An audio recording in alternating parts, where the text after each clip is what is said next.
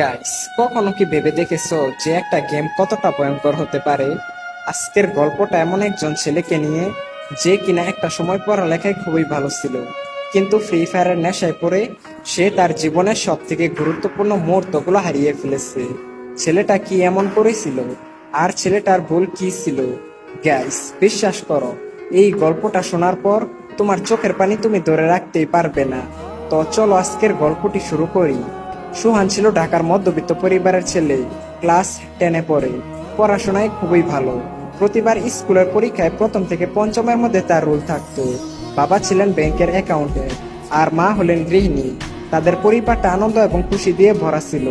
প্রতিদিনের মতো আজকেও সুহান তার স্কুলে যায়। স্কুলের বন্ধু রিয়াদ এসে বলল, দোস্ত, তুই কি ফ্রি ফায়ার খেলিস? সুহান মাথা নাড়িয়ে বলল, না বন্ধু, এই গেমটার নাম অনেক শুনেছি, কিন্তু কখনোই খেলা হয় নাই।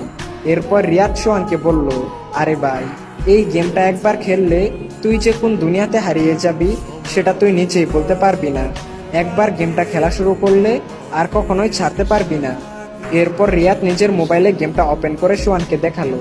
গেমের সুন্দর লবি, গুলি চালানোর আওয়াজ আর গ্রাফিক্স সব মিলিয়ে সোহানের ভিতরে গেমটা খেলার জন্য এক ধরনের উত্তেজনা সৃষ্টি হয়। তারপর স্কুল শেষ করে বাসে আসার পর সুহান তার বাবার মোবাইলে গেমটা ডাউনলোড করলো। এরপর থেকেই সুহান মাঝে মধ্যে ফ্রি ফায়ার গেমটা খেলতো।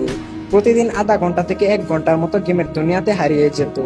শুরুর দিকে সুহান তেমন একটা ভালো খেলতে পারতো না, বারবার খালি মারা যেত। কিন্তু গেমের লবিতে দাঁড়িয়ে থেকে অপেক্ষা করা, টিম মেম্বারদের সাথে কথা বলা, এসব তাকে গেমের ভিতরেই ধরে রাখতো। সুহানের জীবন তখন অনেকটাই স্বাভাবিক ছিল। স্কুল থেকে বাসায় আসার পর হালকা পড়াশোনা, পরিবারের সঙ্গে সময় কাটানো, মাঝে মাঝে বন্ধুদের সঙ্গে মাঠে ফুটবল খেলা, এসবই ছিল তার নিত্যদিনের কাজ। প্রথম দিকে গেম খেলাটা ছিল শুধুমাত্র বিনোদনের জন্য, কিন্তু সময়ের সাথে সাথে গেমের প্রতি আগ্রহ দ্রুত বেড়ে গেল। রাতের বেলা মা ডাকলে সে বিরক্ত হতো, এই তো মা, শেষ ম্যাচ। কিন্তু সেই শেষ ম্যাচ আর শেষ হতো না। আর আস্তে আস্তে সোহানের খেলার সময় বাড়তে লাগলো। 1 ঘন্টা থেকে 2 ঘন্টা, তারপর 3 ঘন্টা। গেমের প্রতি আগ্রহ এতটাই বেড়ে গেল যে সময় কোন দিক দিয়ে যাচ্ছে সেটা সে বুঝতেই পারতো না। প্রথম দিকে সে বলতো কিছুদিন গেম খেলে তারপরে গেম খেলা কমিয়ে দিব, কিন্তু তার কথা মতো না হয়ে গেম খেলার সময় আরো বেড়ে গেল। স্কুলে ক্লাসে সে মনোযোগ দিতে পারতো না। বই খুলে ফ্রি ফায়ারের ম্যাপ দেখতে পারতো, বইয়ের মধ্যে চোখ থাকলেও মনোযোগ পড়াশোনায় থাকতো না। গেমের নতুন আপডেট এবং র্যাঙ্ক স্কোর কিভাবে বাড়ানো যায় সেটা নিয়েই সবসময় চিন্তা করতো। তার বাবা মা প্রথম দিকে কিছুই বুঝতে পারেননি, ভাবলেন হয়তো একটু সময় কাটাচ্ছে। সুহান পড়ালেখায় সময় না দিয়ে এই ফ্রি ফায়ার গেমের পিছনে সময় দিতে লাগলো। তার স্বপ্ন হয়ে উঠলো সে একদিন ফ্রি ফায়ার গেমটার মাধ্যমে অনেক বড় ইউটিউবার হবে, এবং তার কাছে ভিডিওসও থাকবে, আর সবাই তাকে গেমের মধ্যে অনেক সম্মানও করবে। স্কুলের সময় হলে সে স্কুলে না গিয়ে বিভিন্ন জায়গায় বসে ফ্রি ফায়ার খেলতো।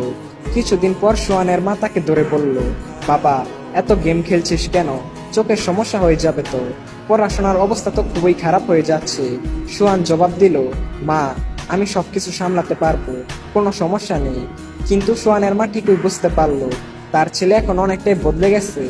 আগে যেমন তার ছেলের মুখে সবসময় হাসি খুশি থাকতো, কিন্তু এখন তার ছেলে পুরোপুরি চুপচাপ, কখনো রাগ করতো, কখনো মনমরা হয়ে বসে থাকতো। এদিকে সোহান নিজের রুমে গিয়ে দিনের পর দিন এই গেমটার পিছনে সময় দিতে লাগলো। গেমের প্রতি আসক্তি এতটাই বেড়ে গেল যে প্রতিদিন 15 থেকে 18 ঘন্টার মতো র্যাঙ্ক পুশ করত। আর সেই কারণে আস্তে আস্তে সোহানের শারীরিক এবং মানসিক অবস্থার পরিবর্তন ঘটতে লাগলো। সারা রাত র্যাঙ্ক পুশ করার কারণে সকালের দিকে সোহানের চোখগুলো লাল হয়ে যেত। স্কুলে মনোযোগ নেই। শিক্ষিকা বললেন, সুহান